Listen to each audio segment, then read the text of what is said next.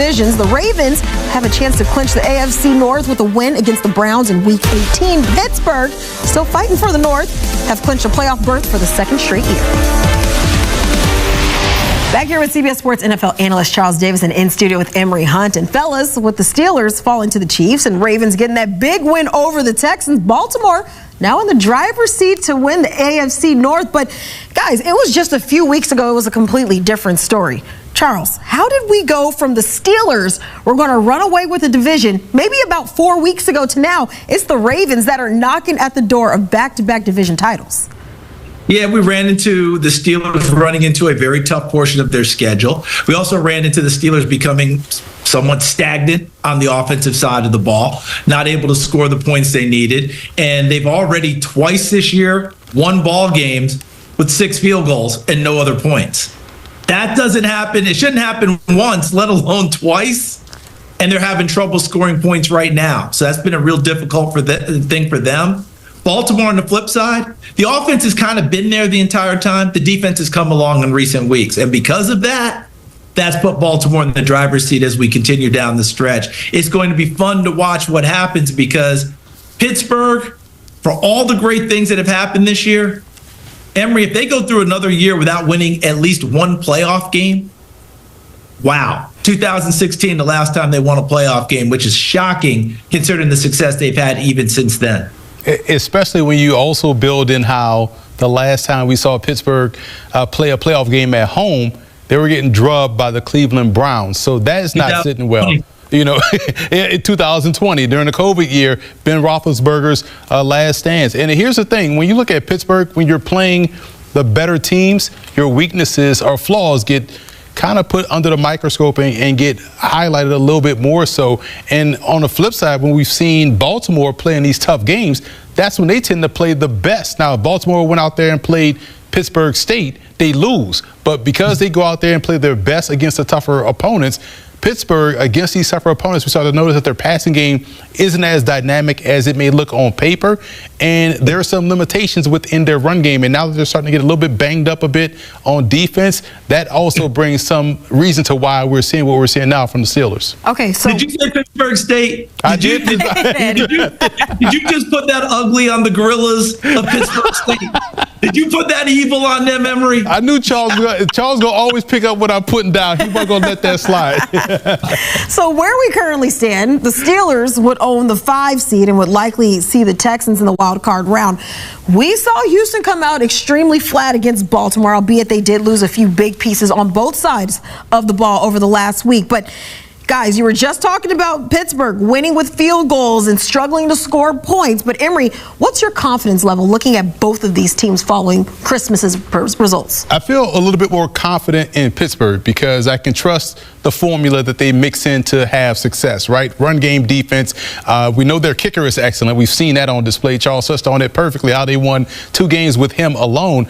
But I just don't like the vibes I'm seeing from Houston. And we've seen this in games that they've won, and more so in games that they've lost. They just don't look like the same team. I honestly believe we're looking at a Houston Texans team this year that should have had this season last year with a rookie quarterback.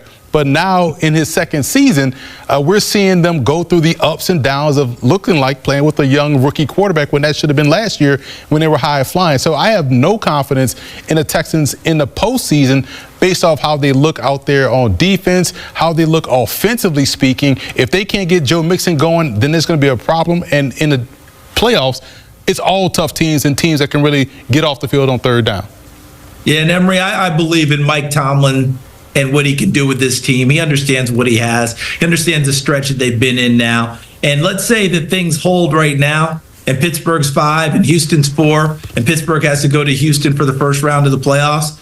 They played last year in the regular season, and you use the term beat the brakes off of someone. Houston beat the brakes off of Pittsburgh in that game. I mean, they jumped them pretty hard, and that helped propel them towards the season that they had. And I love your point about the struggles, and maybe Houston arrived a year ahead of time.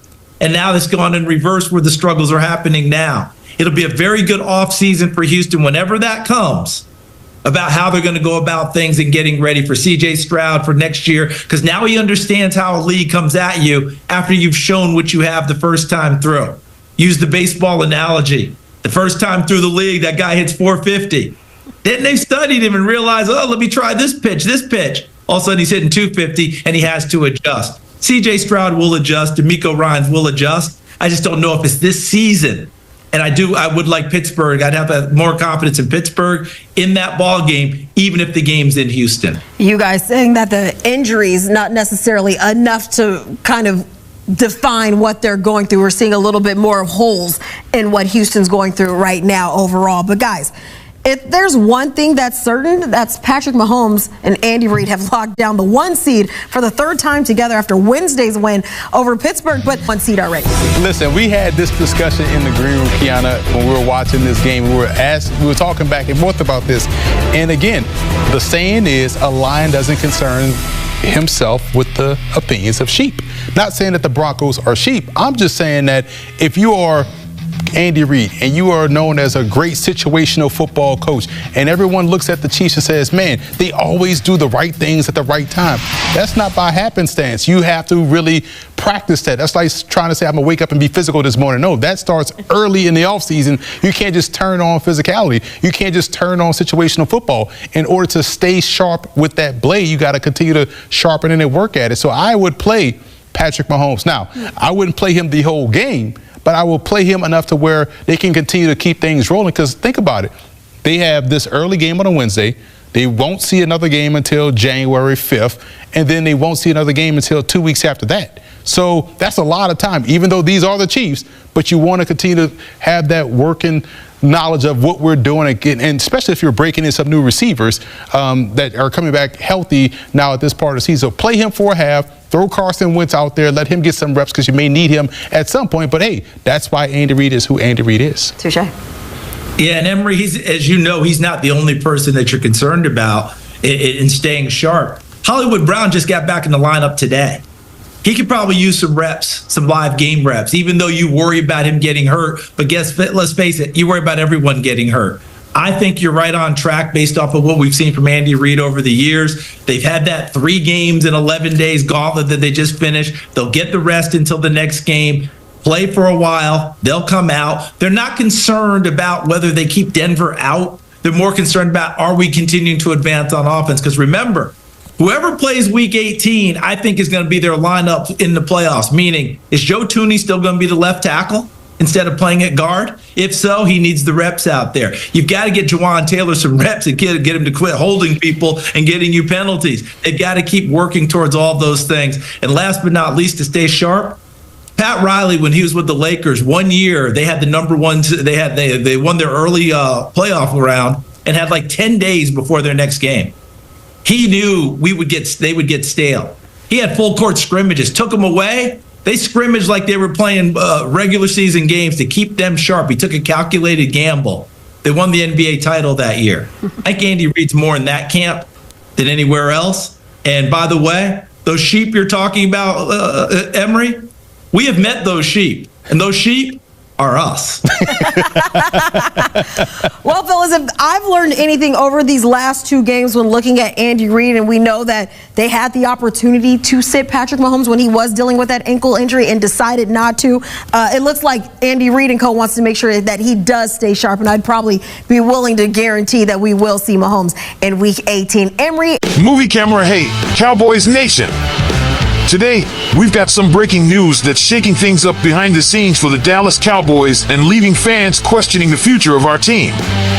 Imagine this, Mike McCarthy, our head coach and Super Bowl winner, might be packing his bags for another NFL team. Are we about to lose him to the competition? Stick around, because in just 50 seconds, I'll break down all the details behind this story that everyone's talking about. 3 o'clock, here's a little context. Mike McCarthy is in the final year of his contract with the Cowboys. It's been a tough season, with injuries to key players like Micah Parsons and Dak Prescott that derailed our playoff hopes. Despite the setbacks, there's talk that the front office might offer McCarthy a 1-year extension for 2025. But here's the twist. McCarthy is technically a free agent and could decide to explore other opportunities instead of re-signing with Dallas. Fire the big reveal. According to former NFL quarterback and FS1 analyst Chase Daniel, one of the top potential destinations for McCarthy is the Chicago Bears. He believes McCarthy is the perfect fit for what the Bears need, an experienced coach who excels at developing quarterbacks and leading a team in rebuild mode. With a promising rookie QB under center, Chicago might offer McCarthy a more stable environment and a fresh challenge compared to what he has in Dallas. Lightbulb, why does this matter for the Cowboys? If McCarthy decides to leave, Dallas will head into 2025 without an established head coach, facing the daunting task of finding someone capable of leading the team. After a roller coaster season, could Jerry Jones really let go of the coach who's delivered solid campaigns? Or has he already got a replacement in mind? Flex biceps. So, what do you think, Cowboys fans?